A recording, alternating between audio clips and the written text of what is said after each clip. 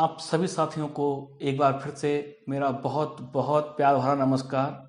हम लोग आज से ज्योग्राफी विषय की एक सिस्टमेटिक तैयारी शुरू करेंगे।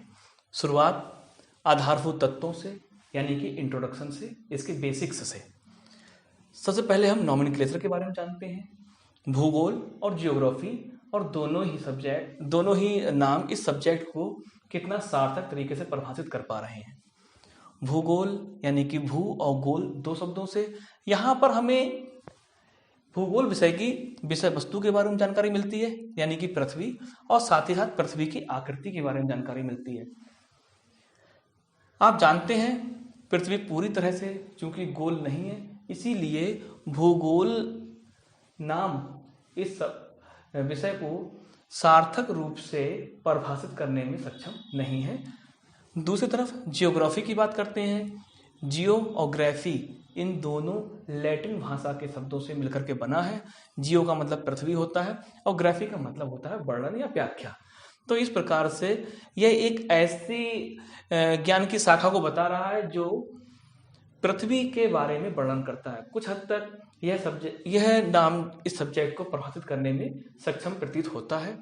लैटिन भाषा आप जानते हैं प्राचीन रोम की शास्त्रीय भाषा है। जिस प्रकार से हमारे भारत में संस्कृत शास्त्रीय भाषा के रूप में है, उसी प्रकार से जियोग्राफी की अगर डेफिनेशन की बात करें तो जियोग्राफी वास्तव में geography is science that deals with the description of the earth. इसी नॉमेनक्लेचर के जो इसका मीनिंग है उसी से ये डेफिनेशन निकल करके आई है। अब बात करते हैं कुछ ऐसे जियोग्राफर्स की जिन्होंने शुरुआत में भूगोल को एक सब्जेक्ट के रूप में स्थापित करने में और इसको विकसित करने में अपना सहयोग दिया है। जैसे कि इराटोस्थनीज जियोग्राफिका शब्द का सबसे पहले प्रयोग किया। स्वतंत्र विषय के रूप में इराटोस्थनीज ने भूगोल विषय को स्थापित करने में अपना योगदान दिया है। हम जानते हैं शुरुआत में कोई भी विषय चूंकि अपनी एक स्पष्ट विषय वस्तु, अपना एक स्पष्ट सिलेबस नहीं रखता है, तो इसीलिए उसको स्वतंत्र विषय के रूप में मान्यता प्राप्त नहीं होती है। लेकिन जब उसके सिद्धांत, उसका एक पर्टिकुलर कंटेंट, उसकी विषय वस्तु, उसके ज्ञान की सीमाएं निर्धारित हो जाती हैं, तब जाकर के उसे एक स्वतंत्र विषय के रूप में मान्यता प्राप्त हो पाती है।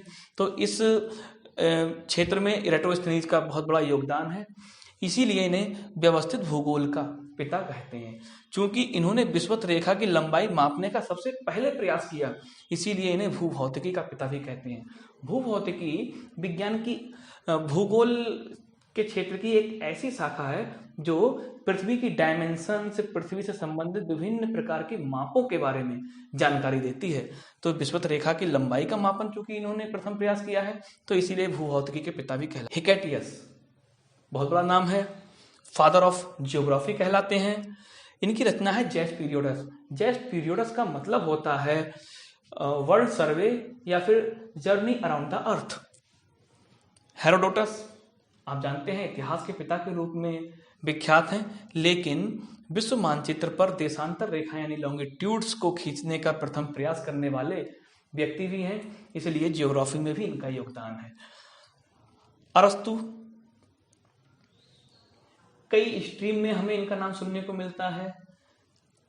384 से 322 बीसी इनका लाइफ पीरियड है। एक यूनानी दार्शनिक थे, ग्रीक। पृथ्वी का आकार गोलाकार यानी स्फेरिकल बताने वाले ये प्रथम व्यक्ति थे। तो इस प्रकार से जो पृथ्वी के आकार को उससे पहले एक तस्तरी नुमा बताया जाता था, एक प्लेट की शेप में पृथ्वी है, उसका खंडन किया। इसी प्रकार का एक प्रयास भारत में भी आर्यभट्ट के द्वारा किया गया था, जिनका टाइम पीरियड 476 से 550 ईस्वी का है। इन्होंने पृथ्वी गोल है, यह अपने एक्सिस पर परिक्रमा कर रही है, सूर्य पृथ्वी की सापेक्षिक गति के बारे में और सूर्य ग्रहण और चंद्र ग्रहण जैसे बहुत ही महत्वपूर्ण विषयों पर इन्होंने उस समय पर बहुत ही विस्तार से वर्णन किया। इसीलिए खगोल के क्षेत्र में यह एक बड़ा नाम है। आर्यभट्ट आप जानते हैं हमारे खगोल विज्ञान और हमारे खगोल क्षेत्र में आर्यभट्ट के नाम से कई सारे उपग्रह और संस्थान संचालित है।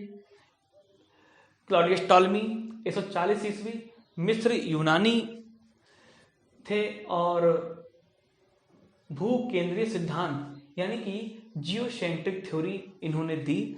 जियोसेंट्रिक थ्योरी का मतलब होता है एक ऐसी थ्योरी जिसमें सौर परिवार और ब्रह्मांड का केंद्र पृथ्वी को माना जाता है और बाकी सारे खगोलीय पिंड उसके चारों ओर चक्कर लगाते होते हैं। क्योंकि यह सिद्धांत आज के समय पर स्वीकार्य नहीं है, हम सब जानते हैं कि सूर्य सौर परिवार का केंद्र है और बाकी सारे ग्रह और उपग्रह उसकी परिक्रमा कर रहे हैं। इस प्रकार की इसे कहते हैं सूर्य केंद्रीय सिद्धांत या हेलियोसेंट्रिक थ्योरी। ये हेलियोसेंट्रिक अवधारणा निकोलस कोपरनिकस के द्वारा दी गई। 1473 से 1543 ईस्वी इनका टाइम पीरियड है। पोलैंड के निवासी थे। आधुनिक खगोल शास्त्र के इन्हें जनक भी माना जाता है। लेकिन जिस समय पर इन्होंने ये सिद्धांत दिया था उस समय पर तत्कालीन चूंकि सारा का सारा धार्मिक सिद्धांत और अन्य प्रकार के विचार जियोसेंट्रिक थ्योरी पर ही बेस्ड थे, तो इसीलिए जब इन्होंने हेलियोसेंट्रिक अवधारणा दी तो कहीं ना कहीं धर्म पर और चर्च की सत्ता पर संकट खड़ा हुआ और इसीलिए इन्हें जो है फांसी दे दी गई थी। तो इनकी शहादत को सम्मान करते हुए आधुनिक खगोल शास्त्र का इन्हें जनक माना जाता है। हालांकि कुछ जगहों पर गैलीलियो को भी खगोल शास्त्र का जनक बताया जाता है, लेकिन स्पष्ट करना चाहता हूं गैलीलियो ने चूंकि 1610 में दूरबीन का आविष्कार किया और दूरबीन यानी टेलीस्कोप के आविष्कार के बाद ही खगोल शास्त्र खगोलीय विज्ञान के क्षेत्र में अभूतपूर्व प्रगति हुई और दूर दूर तक के खगोलीय पिंडों के बारे में ज्ञान प्राप्त करने का मार्ग प्रशस्त हुआ। तो इसीलिए गैलीलियो को भी खगोल शास्त्र का जनक के रूप में कहीं कहीं पर लिखा हुआ हम पाते हैं, लेकिन वास्तव में ये ऑब्जर्वेशनल एस्ट्रोनॉमी के पिता हैं। साथ ही साथ यह फादर ऑफ साइंटिफिक मेथड्स भी कहलाते हैं, father of modern science, father of modern physics भी कहलाते हैं। तो हमें इनके योगदान को ध्यान रखना है। आगे अलेक्जेंडर मान हम्बोल्ट 1769 to 1859 जर्मन थे। कॉस्मोस की रचना की। कॉस्मोस शब्द का मीनिंग होता है ब्रह्मांड, यूनिवर्स। तो ये कॉस्मोस की रचना की। क्लाइमेटोलॉजी जलवायु विज्ञान, ये शब्द भी इन्हीं के द्वारा दिया गया सबसे पहले। और समताप रेखाओं का चित्रण करने वाले भी ये प्रथम व्यक्ति थे। इस तरह के वनडे एग्जाम्स में कोई वन लाइनर क्वेश्चन पूछ लिए जाते हैं। कार्ल लिटर, अर्धकुंडे इनकी रचना थी। अर्धकुंडे एक जर्मन शब्द है और ये भौतिक विज्ञान भौतिक भूगोल से संबंधित रचना है। क्षेत्रीय भूगोल के जनक कहलाते हैं। इंपॉर्टेंट क्वेश्चन है। आर्म चेयर जियोग्राफर भी ये कहलाते हैं, यानी आरामदायक कुर्सी वाला भूगोल वेत्ता इनको बोला जाता है। फ्रेडरिक रेडजेल, इन्होंने भी इसी प्रकार से वॉल्कर कुंडे और एक अन्य पुस्तक पॉलिटिकल जियोग्राफी, ये दो पुस्तकों की रचना की। यह मानव भूगोल से संबंधित पुस्तक है, इसीलिए मानव भूगोल का इन्हें पिता कहा जाता है। और साथ ही एंथ्रोपोजियोग्राफी की इन्होंने रचना की। ये एंथ्रोपोजियोग्राफी जो है ये एक प्रकार की ऐसी शाखा है जो मानव और पृथ्वी के मध्य के संबंधों के बारे में बताती है। विलियम हर्शले 1850 में इन्होंने और व्यापक और गहन खोज करने के बाद में एक जो है ये जानकारी दी कि सौर मंडल भी अपने आप में अंत नहीं है, बल्कि सौर मंडल आकाश गंगा का एक अंश मात्र है। इस प्रकार से अब जो यूनिवर्स था, जो ब्रह्मांड था, उसकी सीमाएं बहुत व्यापक हो गई और सौर मंडल भी उसका एक छोटा सा अंश मात्र के रूप में स्पष्ट कर दिया गया। तो इस प्रकार से ये जियोग्राफी की प्रारंभिक यात्रा की बेसिक जानकारी है। फंडामेंटल्स, वन लाइनर्स, जिनसे कभी कभी क्वेश्चंस पूछ लिए जाते हैं। साथ ही साथ इसी से संबंधित इसी का सेकंड पार्ट है जिसमें हम भूगोल की विभिन्न प्रकार की शाखाओं के बारे में जानकारी प्राप्त करते हैं। क्योंकि वो भी सारे फैक्ट्स हैं, आपको याद करने हैं, तो इसीलिए डिस्क्रिप्शन में मैं उनको दे दूंगा। उन पर कोई अलग से लेक्चर तैयार नहीं किया गया है। हम लोग इसके आगे नेक्स्ट लेक्चर में अब अपनी मेन जियोग्राफी पर आते हैं, जिसमें हम भौतिक भूगोल से शुरुआत करेंगे, फिजिकल जियोग्राफी से।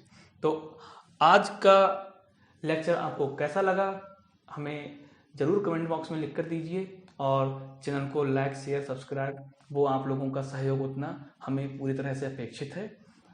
आप सभी लोगों को एक बार फिर से शुभकामनाओं के साथ